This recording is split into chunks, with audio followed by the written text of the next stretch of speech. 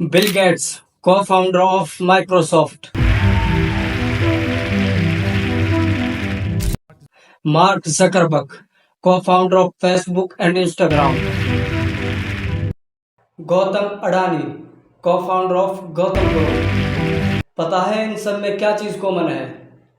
आपके दिमाग में आया होगा कि सब आज के टाइम के सबसे रिचेस्ट पर्सन हैं. And now the first person to reach the edge of space in his very own spacecraft. लेकिन इसके अलावा भी इन सब में एक चीज़ कॉमन है. वो चीज़ है कि ये सब एक ऐसे ट्रैप में फंसने से बच गए जिसमें आज हम खुद को बड़े प्राउडली खुशी खुशी धकेल रहे हैं. Change the perception of reality to such an extent that despite of the abundance of information, no one is able to come to sensible conclusions. I don't care what I have to do, if I have to move somewhere or start something or whatever it may be, I am not going to put my children into a system. वो trap है education system. आपको सुनकर अजीब लगा होगा क्योंकि आप अभी इसी ट्रैप में फंसे हुए हो. आपके सपने होंगे, आपके ड्रीम्स होंगे कि जब हम कॉलेज पास करके डिग्री लेके बाहर निकलेंगे तो हमारे इंतज़ार में एक जॉब खड़ी होगी. हम जॉब करेंगे और अपने पेरेंट्स के लिए एक आलीशान घर खरीदेंगे, लग्जरी कारें खरीदेंगे और अपने पूरे शौक़ पूरे करेंगे. लेकिन अपने सपने से बाहर आइए, अपने सपने से सच की तरफ आइए. आप 8 साल की उम्र से 25 साल की उम्र तक तैयारी करते हो, पढ़ाई करते हो एक जॉब पाने के लिए. आपने स्कूल पास किया, आप ग्रेजुएशन करते हो, पोस्ट ग्रेजुएशन करते हो और न जाने कितने एग्ज़ाम क्लियर करते हो, इंटरव्यूज़ देते हो. लेकिन फिर आपको पता चले कि मुझे जॉब नहीं मिल रही है तो उसके बाद क्या होता है? उसके बाद होने लगते हैं सेल्फ डाउट, उसके बाद कम होने लगता है सेल्फ कॉन्फिडेंस. इतनी मेहनत करने के बाद क्या हाथ लगा? निराशा. क्या मिला? सक्सेस इज इक्वल टू 0 बटे सन्नाटा. ये बातें वो हैं अगर आपको जॉब ना मिले तो. अगर आपको जॉब मिल जाती है तो इंडिया में 80 से 90% जॉब ऐसी हैं जिनसे घर चलाना भी बहुत मुश्किल होता है.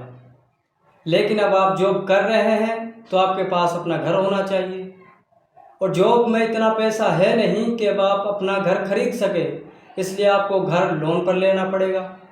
जब आपके पास अपना घर है तो आपको अपनी कार लेनी पड़ेगी. कार के लिए पैसे है नहीं तो कार भी लोन पे लेनी पड़ेगी. अब आपने ना चाहते हुए भी खुद को चारों तरफ से बांध लिया है. आपका मन हो ना हो आप अपनी जॉब नहीं छोड़ सकते क्योंकि इस तरफ आपका घर लोन पर है, उसकी ईएमआई जा रही है. एक तरफ आपकी कार लोन पर है, उसकी ईएमआई जा रही है. एक तरफ आपके बच्चे स्कूल में जा रहे हैं, उनकी फीस भरनी है. आपका बॉस आपसे कुछ कहे ना कहे लेकिन आप जॉब नहीं छोड़ सकते. अगर आपने जॉब छोड़ दी तो आपका करियर बर्बाद हो जाएगा. इसलिए आपको हर हाल में जॉब करनी है. आप ना चाहते हुए सुबह अपने ऑफिस जाते हैं, शाम तक मशीनों की तरह वहाँ पर काम करते हैं, फिर शाम को घर लौटते हैं, खाना खाकर सो जाते हैं और जब वक्त निकल जाता है तो आपको एहसास होता है, आप सोचते हैं कि मैं बहुत अनलकी था कि मैं कुछ बड़ा नहीं कर सका. लेकिन मेरे दोस्त ये सच नहीं है. सच वो है जो आपको अभी तक बताया ही नहीं गया. आप जिस एजुकेशन सिस्टम के ट्रैप में फंसे हुए हैं वो एजुकेशन सिस्टम बनाया ही इसलिए गया था ताकि आप फेल हो सको. वो एजुकेशन सिस्टम बनाया ही इसलिए गया था ताकि आप एक ओबीडियंट फैक्ट्री वर्कर बन सको. अब आपको लग रहा होगा कि मैं ऐसे ही कह रहा हूँ, but I promise just give me few minutes और उसके बाद आपको ये पूरा का पूरा ट्रैप अच्छे से समझ में आ जाएगा. सबसे पहले इसकी शुरुआत कहाँ से हुई, इसकी मेन रूट कहाँ से जुड़ी है? तो साल होता है 1806. नेपोलियन आर्मी और पर्शियन आर्मी के बीच एक युद्ध होता है.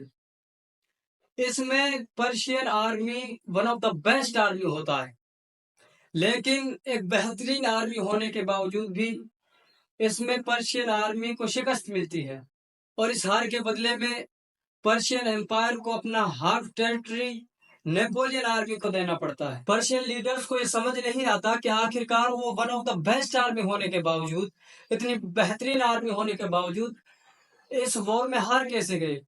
उन्होंने जब इसके बारे में खोज की, जब सर्च की, तो उन्हें पता चला कि उनकी आर्मी में बहुत से सोल्जर्स ऐसे थे जो अपने सीनियर सोल्जर्स की बात नहीं मान रहे थे। पर्शियन लीडर्स ने सोचा कि हमारे फ्यूचर में कभी ऐसी घटना ना हो, तो हमें इस चीज को बदलना होगा।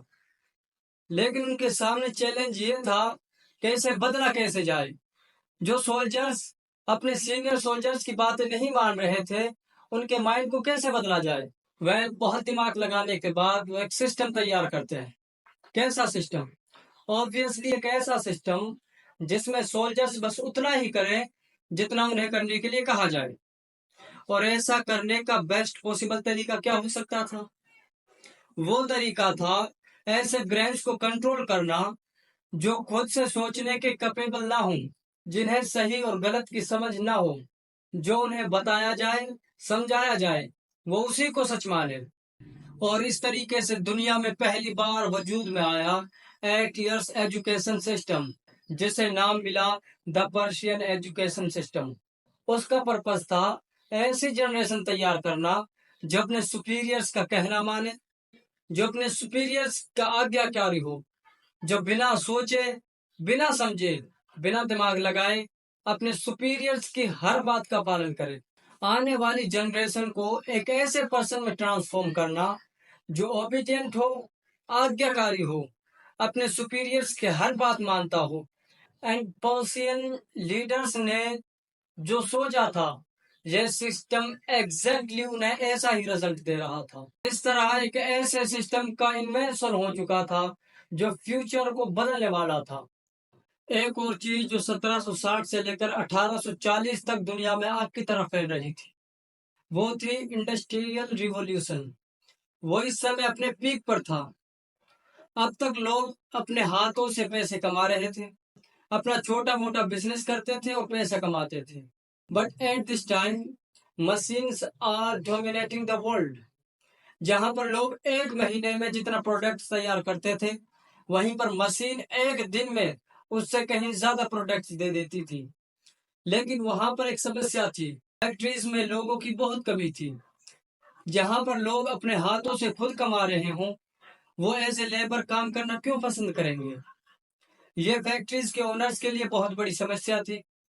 लेकिन इसी समय पर द पर्शियन एजुकेशन सिस्टम अपनी सक्सेस के पीक पर था। उसके चलते ये दुनिया में काफी जगह फैल चुका था। तो इस पर बेस्ड तमाम दुनिया ने अपने एजुकेशन सिस्टम को तैयार किया। और इस एजुकेशन सिस्टम का ओनली एक पर्पस था कि फैक्ट्रीज में जो लोगों की कमी है उसको पूरा करना है। उसी टाइम पे भारत में अंग्रेजों की हुकूमत थी। अंग्रेजों की पॉपुलेशन बहुत कम थी और इंडिया की पॉपुलेशन बहुत ज्यादा थी। ऐसे में इतने बड़े एरिया को कंट्रोल करना उनके लिए एक बहुत बड़ी समस्या का विषय था। इसका सॉल्यूशन निकाला 1835 में थॉमस बेबिंगटन मकाऊ ने, जिसके बारे में आपने अपने स्कूल में पढ़ा होगा एज लॉर्ड मकाले के नाम से। उन्होंने इंडिया में एक प्रपोजल निकाला इंग्लिश प्रमोट करने के लिए।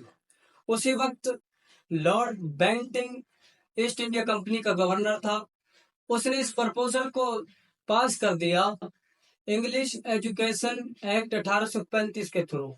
एंड यह प्रपोजल बेस्ड होता है पर्शियन एजुकेशन सिस्टम पर। सोच रहे थे कि अंग्रेज हमारा भला कर रहे हैं, क्यों हमें अंग्रेजी सिखा रहे हैं। लेकिन रियलिटी कुछ और थी। अंग्रेज इंडियंस के द्वारा ही इंडिया पर कब्जा कर रहे थे। क्लर्क से लेकर आर्मी तक इंडियंस नौकरी कर रहे थे। ब्रेन इस हद तक वॉश हो चुका था कि ब्रिटिशर्स की हर बात को मानना वो अपनी ड्यूटी समझते थे। जितने भी शहीद हैं उन्होंने अपने खून की एक एक कतरे से इस देश को आजाद कराया और ब्रिटिशर्स को इस देश से भगा दिया। अब आप सोच रहे होंगे कि जब अंग्रेज यहाँ से चले गए तो अब हमारा एजुकेशन सिस्टम बहुत बढ़िया हो गया होगा। लेकिन अफसोस के साथ कहना पड़ेगा कि हमारा एजुकेशन आज भी 1835 में बनाए गए एजुकेशन सिस्टम पर बेस्ड है, जिसका एक ही पर्पस था कि फैक्ट्रीज में जो वर्कर्स की कमी है उसे पूरा किया जाए। और अगर आप पढ़े होंगे, आपने एजुकेशन ली होगी, तो आपको पता होगा कि ना स्कूल में ना कॉलेज में कहीं भी नहीं सिखाया जाता कि सेल्फ इंडिपेंडेंट कैसे बनना है, हमें मनी कैसे अर्न करना है, सिवाय इसके कि हम लेबर बन के रहे। ये एजुकेशन सिस्टम बनाया ही इसलिए गया था कि जो फैक्ट्रीज में लेबर्स की कमी है उन्हें पूरी किया जा सके। ये सिस्टम बनाया ही इसलिए गया था कि जो ब्रेन में क्रिएटिविटी है उसे मारा जाए। यह बनाया ही इसीलिए गया था कि आपको सिर्फ एक रास्ता दिखे कि आपको जॉब करना है, अपने सुपीरियर्स की बातों को मानना है, चाहे वो सही कर रहे हैं चाहे वो गलत कर रहे हैं, लेकिन बिना सोचे बिना समझे उनकी बातों का पालन करना है।